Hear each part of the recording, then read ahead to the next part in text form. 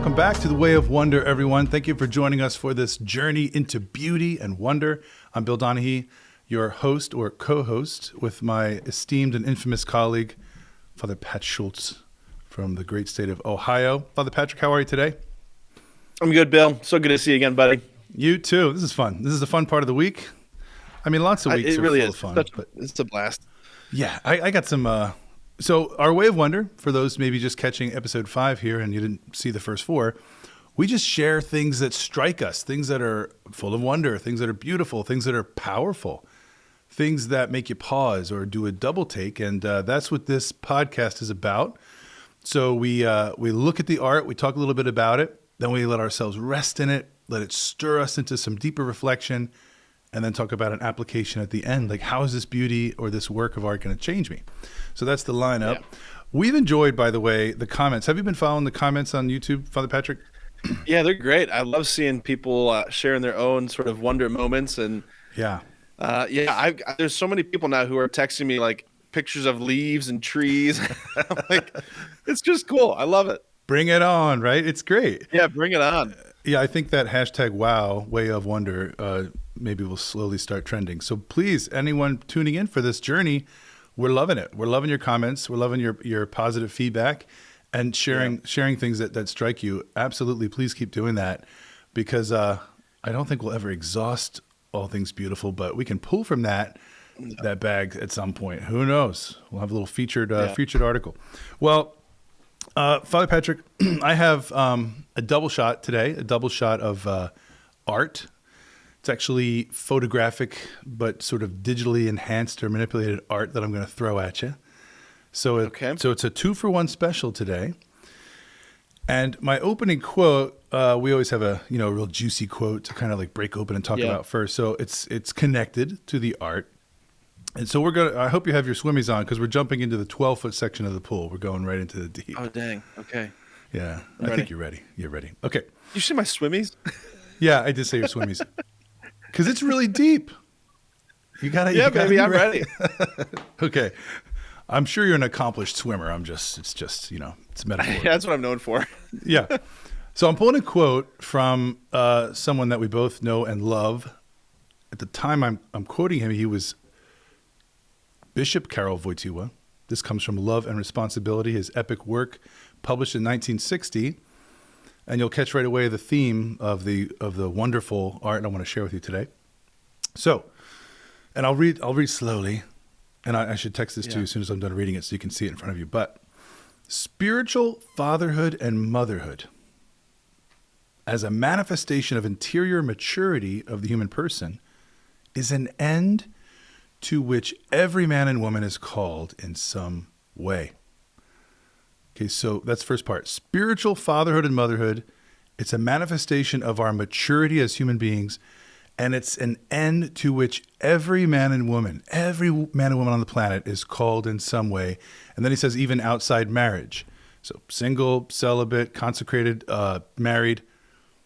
Then he says, okay, so spiritual fatherhood and motherhood is this sort of crown. Then he says, thus man attains a likeness to God the Creator, particularly when this primarily spiritual fatherhood, motherhood, whose archetype is God, is formed in him. Okay, so Bishop Karol Wojtyla, around 1960, saying that the trajectory of every human life, male or female, is to spiritual fatherhood, spiritual motherhood. And when we reach that full maturity, we're imaging God in the visible world. Now, as you chew on that, I will send it to you so you have the whole thing. Dang. That's just classic Wojtyla right there, where you're just like, okay, I need an hour. No, I'm just kidding. I need 5 hours. Yeah. Actually, my whole life to ponder. Yeah, give me a lifetime. Yeah, the fatherhood of God is virginal in the sense that it's without like physical copulation, right? It's right. The transmission of the Spirit that gives life, right? His nature, his essence is life-giving love. And yeah, every person, man and woman, is called to join that sort of energy of self-giving love that is an imitation of the Trinity, right? So every person, I'm thinking about it particularly as a celibate, the kind of fatherhood that I express. Like I was just in my school before I came on here to record, and got all of these. I was with the fifth graders today. So Oh, wow. 25, 30 something fifth graders who are all calling me Father Patrick, right? I'm not presider Patrick. I'm not celebrant Patrick. I'm Father Patrick, Right. right? Because through the gift of myself, through the gift of my love, I'm seeking to impart in them life, divine life. Um, that is powerful, and it's I guess it's really good to recognize that even those who experience and participate in natural or biological fatherhood or motherhood in the vocation of matrimony are still nevertheless called to spiritual fecundity, right? Yeah. Yeah. Spiritually mothering and fathering Great word. everyone that just kind of comes within your orbit. Let's break open that Those word. are my initial Yeah. thoughts. Yeah. Give me an hour to process that. That was awesome. Let's break open that great word that you just dropped. We are such Catholic nerds, Father Pat. Fecundity. Yeah, baby. What is fecundity? Because you don't hear that when you're in the shop, right? You know, picking up some milk and eggs. Fecundity means life-givingness, growth. Yeah, the power of generation. It's say something is fecund, meaning it's life-giving. There's the potential for life. There's growth and animation awesome. there. Yeah, and there's a great other theological kind of word we use, efficacious. So that when we come in contact with God, with the divine, so often in and through our bodies, actually it's the only way, there's efficaciousness, there's efficacious change. There's a transformation, like a quickening. This fecundity is fruitfulness. My life starts to spill over. I reach a point in maturity where I want to give. And that's what I love about this, is because it is the trajectory of every life that you come into the world as a son or daughter, which is a total gift. You didn't create yourself. You're sort of open your eyes and you're blessed by brothers and sisters, biological or just in the human family. Gift. You didn't create that structure. Then you come to that tipping point where you enter spousal love, whether it's celibacy for the kingdom like you or earthly marriage like me. And then that spousal love, the two become one, you with your bride, the church, me with my bride, Rebecca. Then it spills into fatherhood and motherhood. Then the cycle starts over again, sons and daughters. Yeah. And you just spent, I love you went right to the school with the little fifth graders. I'm sure that's a great age. They're full of wonder. And you really are living fatherhood. So cool. Yeah. All right. Well, here's what I want to do. So this is good stuff. I love this stuff. We could literally go on for like 3 hours about this whole topic. I know. I have so many more thoughts, but we got to shut it down. I know. And I know that you did your dissertation back in seminary on the masculine genius. So that's why I'm really excited about this. Sure did. This might have to be part 1 of 2 episodes dedicated to ponder that. All right. Well, we'll the see ball's in your court. Yeah, the ball's in your court. So I'm going to just yeah. Well, I'm going to ask Thomas to bring up the first image when we start talking now about fatherhood and motherhood. And I'll let him do that. And I'll introduce the artist to you. Oh, yeah. I love it. Okay, now I know you've seen this before because yeah. So this is the work. Interestingly, I couldn't find titles. This is Kevin Carden. He's a contemporary digital artist. Yep, Kevin Carden. This is part 1, of course. This is fatherhood. But he's a digital artist and photographer whose work heavily focuses on Christian themes and imagery. By modifying photographs through digital tools like Photoshop, Kevin realized that his creative ideas come even more alive. As an artist, he wishes to encourage the viewer to reflect on God and their faith. As a Christian, he finds value in having an eternal perspective, especially in this field and his profession. So he's married. He has 2 kids, a boy and a girl, and they're littles. And he's from North Carolina. So we often see his wife and kids are modeled in his art. So this is actually kind of an image of him and his daughter. So yeah, let's just now that's the sort of meditation bit on what this is. Let's just take a second to enter into a contemplative gaze. I love this image, Father Pat. Oh man. Yeah, it speaks just volumes to, I want to say, like, the aspirations of the masculine heart. I want to put it that way. And I think, like, the longings of the feminine heart.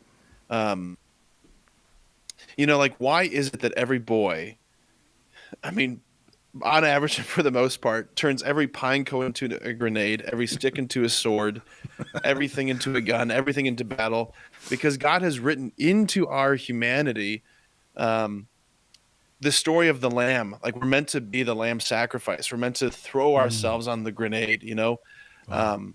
Like, even from a biological standpoint, I find this fascinating that when cortisol, right, the stress hormone, hits the bloodstream in the male body, blood pushes out to the extremities so that the man can keep fighting, whereas it rushes inwards for the woman towards her core, towards her womb, right? Amazing. And so, like, you have this man, this father, like, the point of my life is to be a shield to protect that which is precious to me. It's just so good. And, like, that's what every man wants to be. Yeah. I love that you just dropped some serious science there, talking about the cortisol. That, I mean, just again, theology of the body is, from the Institute's perspective, that's what I'm speaking into in this way of wonder. And so are you, being a student and a chaplain of ours for years. This theology of the body, like what you just dropped, the kind of science speaks seamlessly into the theology. It literally does. Yeah. That, and we're hardwired this way. There's just something so powerful about this image. And maybe I hear the Avengers soundtrack playing right now, and it's like, wow. But it's just I want to do that, and it wells up in you that this is me, like this is my vocation somehow. And what I love is that you've got that virility and that masculine strength, not sort of like self-inflating, but at the service of what? The ability to share beauty. If you, Thomas, can we zoom in on the the bottom portion?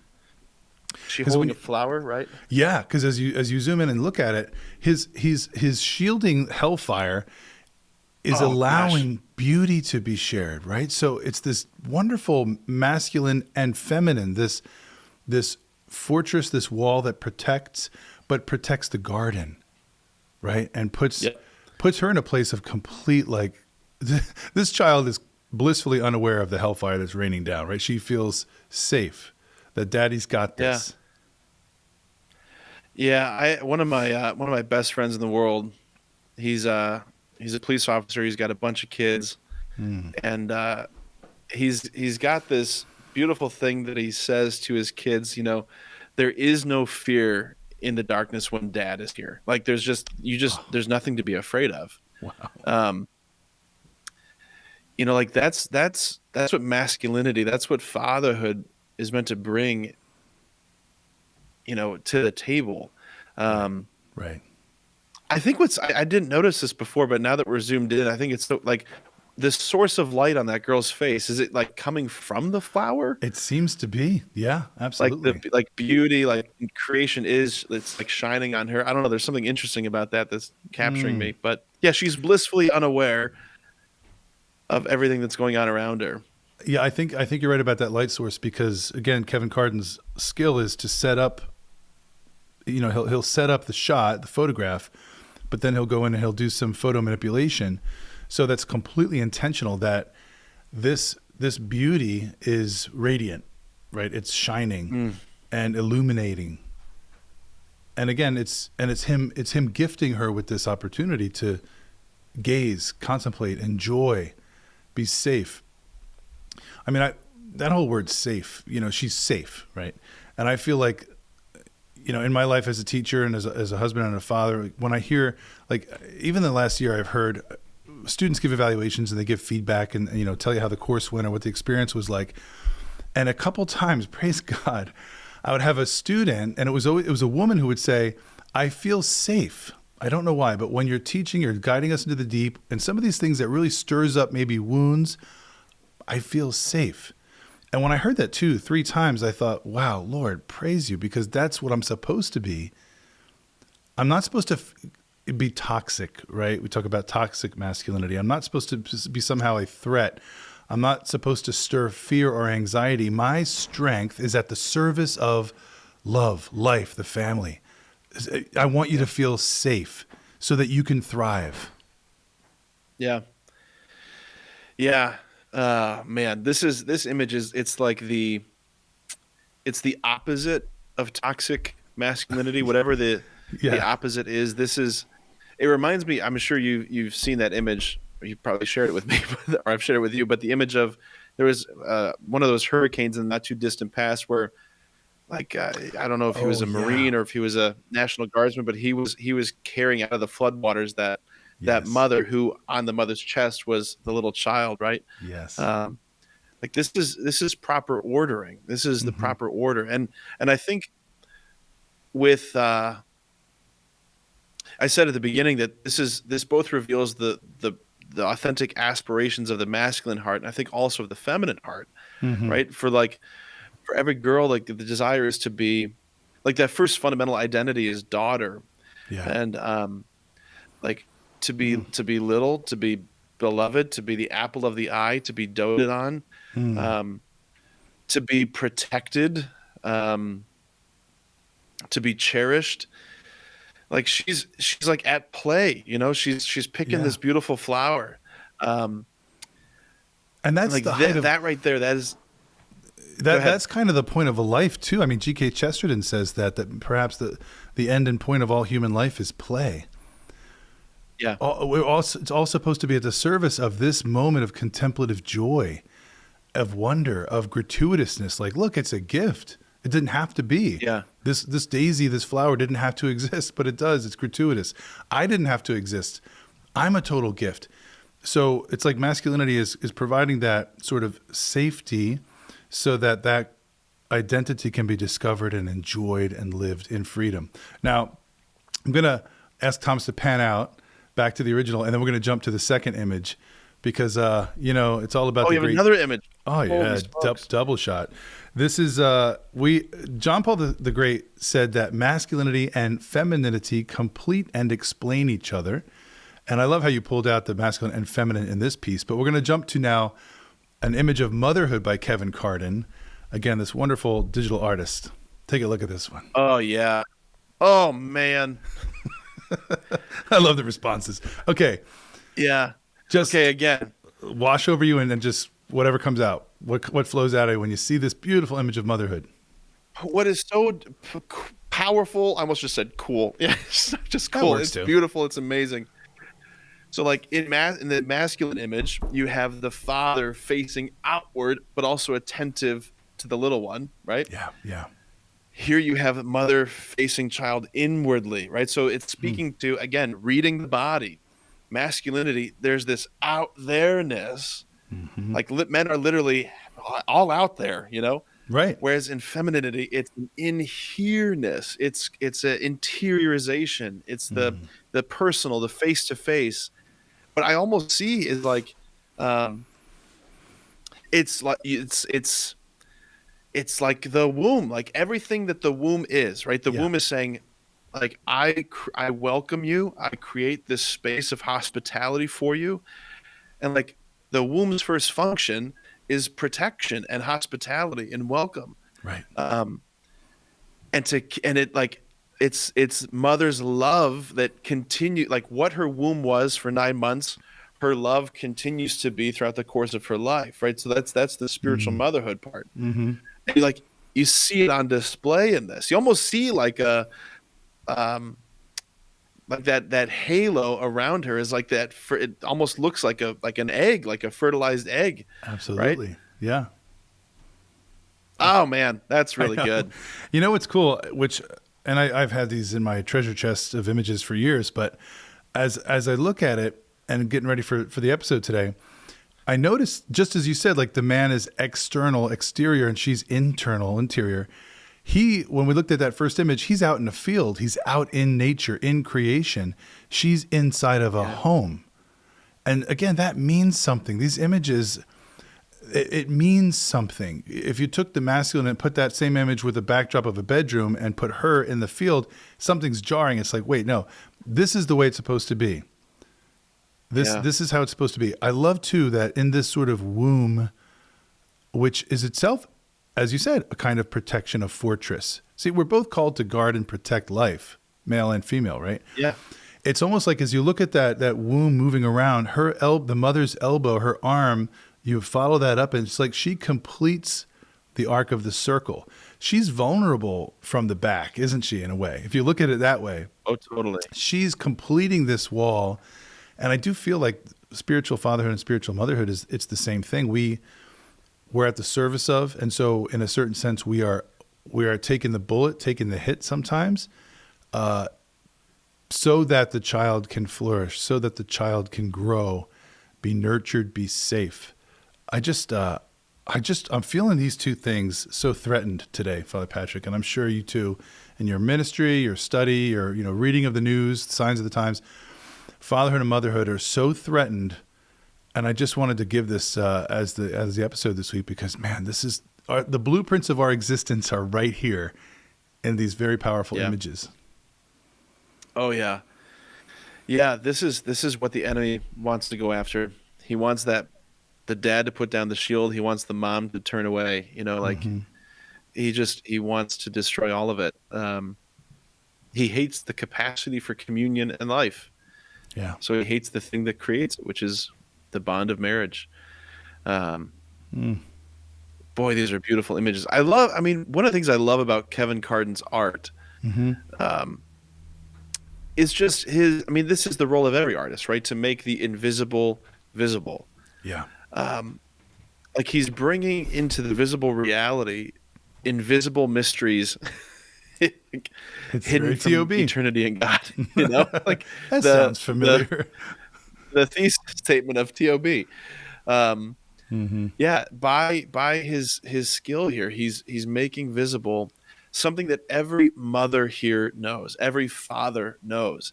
Like when dads get up and like they're going out to work and it's hard and grueling and grinding.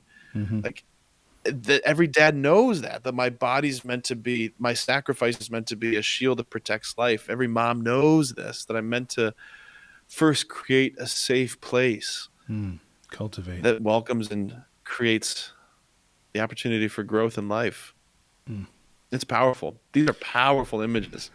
Well, let me reference Kevin Carden's. Don't go to kevincarden.com. That's some guy who's a sports photographer. That's not the right Kevin Carden. Go to Instagram, and you can look at Kevin Carden Art. So that's the handle, Kevin Carden Art, Carden. He's got some interesting images. Some are very visceral. I mean, he's very clear about his faith, his Christian faith.